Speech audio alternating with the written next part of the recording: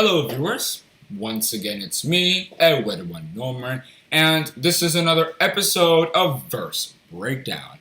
Today, the verse that I'm going to be breaking down for you viewers is Proverbs chapter 25, verse 25, where King Solomon had stated, "As cold waters to a thirsty soul, so is good news from a far country." This is similar to Matthew chapter 5 and verses 3 and 6, stating, "Blessed are the poor in spirit, for theirs is the kingdom of heaven.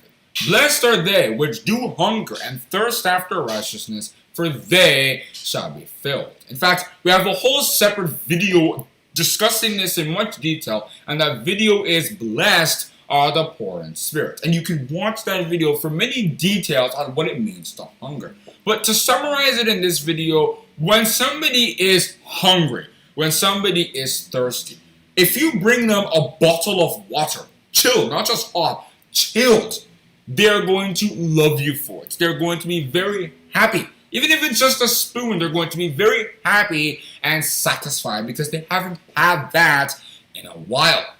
But when you give somebody chilled water, but it's somebody who has already drank a whole gallon of it, and they say, "Take this," they're like, nah, because they've already had enough. It's like also when you visit 4 different parties and they're all serving their drinks. Then when you get to the 4th party, the person is serving drinks, but then you're like, I've already been through 3 other parties who had also served me drinks.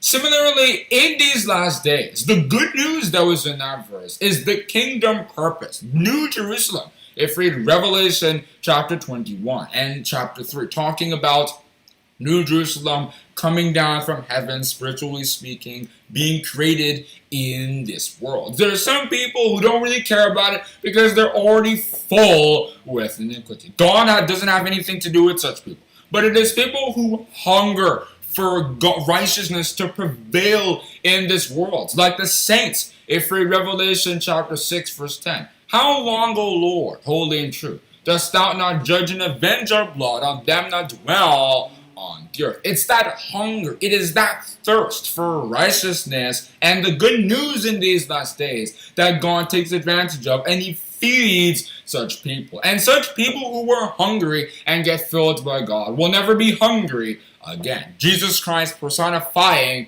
that idea. If we read John chapter 6 verse 51 and chapter 4 verse 14 and even chapter 7 from verses 37 to 39.